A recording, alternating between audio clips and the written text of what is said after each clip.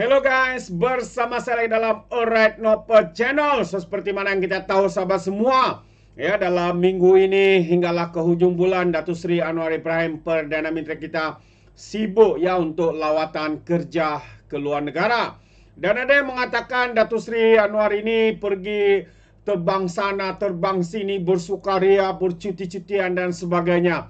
Itu antara dakwaan-dakwaan yang tidak bertanggungjawab daripada Pembangkang Walaun-Walaunting. Ya, Datuk Seri Anwar daripada Amerika Arab Bersatu sekarang ini berada di London, dan kita percaya beliau bukannya bersukaria, tetapi ya untuk mencari sumber pendapatan buat negara kita, untuk lebih ramai lagi datang ke dalam negara untuk melabur. Sahabat semua, seorang ayah kalau hanya pandai menfitnah, hanya pandai menabur fitnah, menghasut, menunggang isu bangsa dan agama tanpa keluar untuk mencari nafkah, bagaimana beliau untuk memberikan makanan kepada anak-anak, suami, istri dan keluarganya. Begitu juga lah tanggungjawab yang dilakukan oleh Perdana Menteri kita, sahabat semua, ya, untuk mencari, meningkatkan sumber pendapatan negara. Inilah tanggungjawab sebagai Perdana Menteri yang terpaksa mengorbankan waktunya bersama keluarga, terpaksa mengorbankan masa dan tenaga, ya, demi untuk masa depan negara kita. Kalau dia tidak keluar, sahabat semua, dan mendengar segala fitnah, hasutan, penunggangan bangsa dan agama oleh pihak-pihak pembangkang, manakah pendapatan negara kita ini akan berkembang? Manakah ekonomi kita ini akan dipulihkan? Manakah dapat kenaikan gaji itu dilakukan, diberikan kepada penjawat-penjawat awam?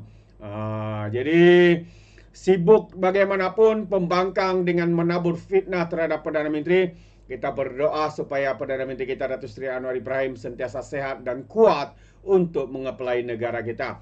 Jadi sekali lagi saya ingin membawakan Anda sahabat semua untuk mendengar Ucaptama Perdana Menteri kita di London, ya, dalam satu program Invest Malaysia di London.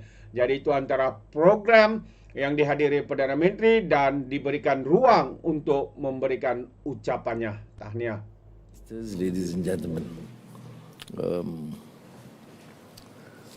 my first 6 months, which is very relevant to the UK experience in office, was a baptism of fire. We had to endure the strong opposition at that time with a very strong race, religious narrative. To be polite, but actually racism and religious bigotry. But I think with political stability, focusing on the economy, we are able to, with the storm, and now we are politically very stable.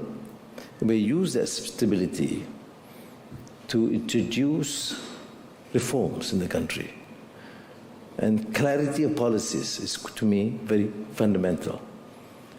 That includes the Industrial Master Plan or the Energy Transition Roadmap or Semiconductor Strategy, and a number of various other policies that would be able to spearhead the new direction for the country. Now, of course, an effective implementation of such programs. So there must be a commitment for administrative or civil service reform, Fiscal Responsibility Act in place, because continuous deficit is no longer tenable as a economic policy. So I think we have passed that stage now, and we have built camaraderie, friendship, and strong bonds within ASEAN. So once I assume the chairmanship of ASEAN, things becomes very easy, because we're dealing with not only leaders in neighboring countries, but strong, trusted friends. And that's why, as you alluded to earlier, ASEAN places its focus on ASEAN energy grid, which covers from Laos, Thailand, Malaysia, Singapore, up to Sarawak, Indonesia, and covering countries, most of our countries. Then we have programs, new policies, approaches with neighbors like Johor, Singapore Economic Zone, to ensure that we both benefit from this new dynamism and propel this area in the south of Peninsula to Singapore, and of course covering areas surrounding Singapore, which includes Indonesia. In the north of Malaya, because of somewhat a problem with Myanmar and also minor skirmishes in South Thailand, we embarked on this series of discussions with the Thai authorities to ensure that peace is stabilized by focusing on economic development to the poorer sub-regions in the south of Thailand and in the north of Malaya. Why I'm sharing with you here, because these are the stark new realities, focusing on economy and focusing on the making Malaysia as an attractive destination for investments, and making all the necessary changes or policy changes to ensure that we can sustain this policy. But beyond this, we are talking about region. ASEAN remains, is considered to be one of the most peaceful sub-regions in the world. 700 million people. And the fastest growing economy in the world.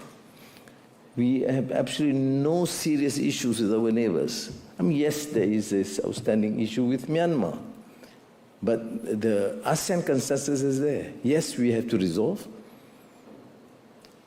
but based on certain principles, the 5-point consensus. And we're engaging with the Myanmar authorities now, both the junta and the opposition. So I think that is the position that we take. Then we have to move. We are fortunate, as you have heard. I don't intend to read and give you more details because of the governor here, Secretary General, Treasury here, meeting minister and the ministers here. That's their job. If I start giving all these details, they will be irrelevant after this. And most of the figures are quite known to you. And but beyond that, you see, ASEAN understands that there's limitations. And of course, there's uncertainty. They say unpredictability due to the ascension of Trump as President of the United States. I don't share that view necessarily, because finally when leaders assume responsibility, they will cater for the interests of their country and what be of course immediate benefit, but we require a global sort of undertaking and relations, both economic, trade and investments. American interests overseas and outside investments is too huge to be ignored. Some policies would require some adjustments for the first few months, for sure. But in my discussions from the President of China to leaders in ASEAN to UAE and Saudi Arabia, of course there are concerns, but generally people are still optimistic.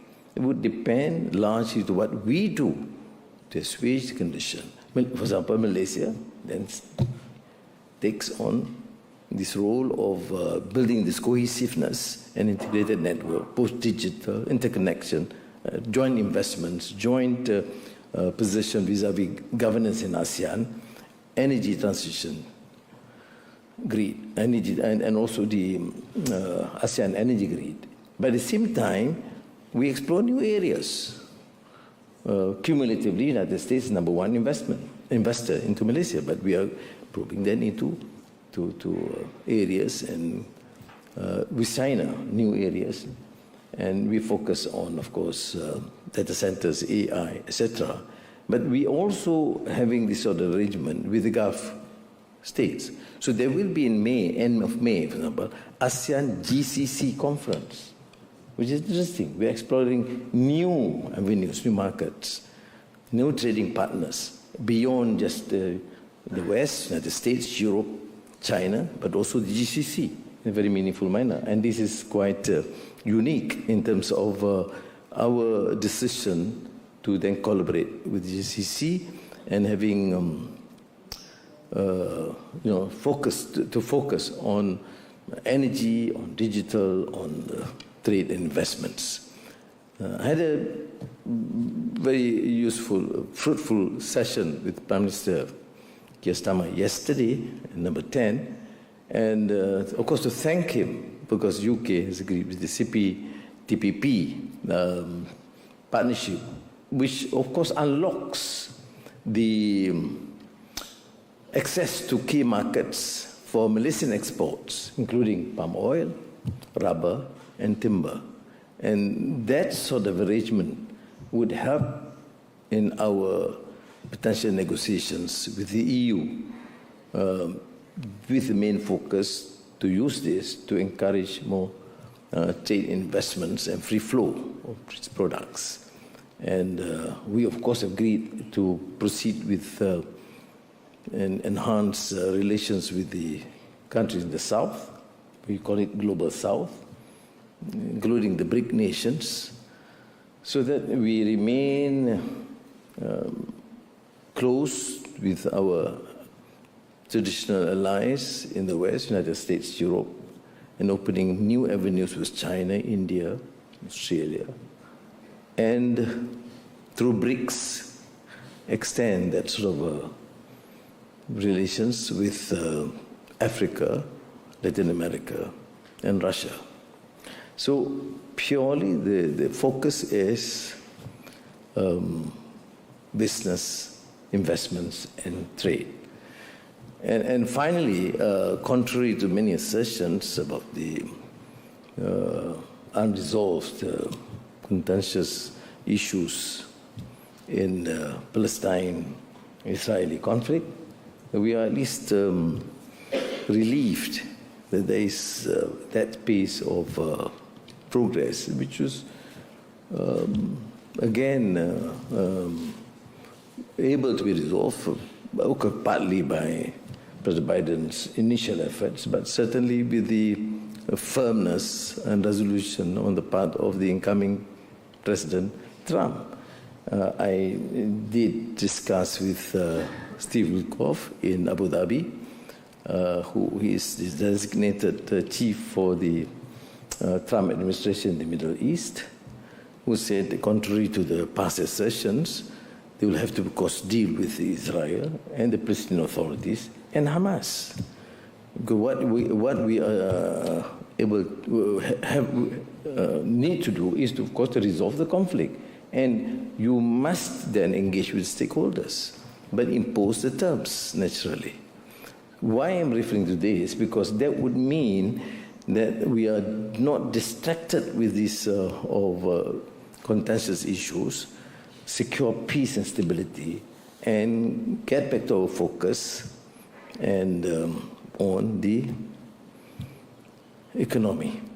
So our, again, trajectory has been shaped by embracing innovation, global trade, human capital development. So back to business. So thank you very much.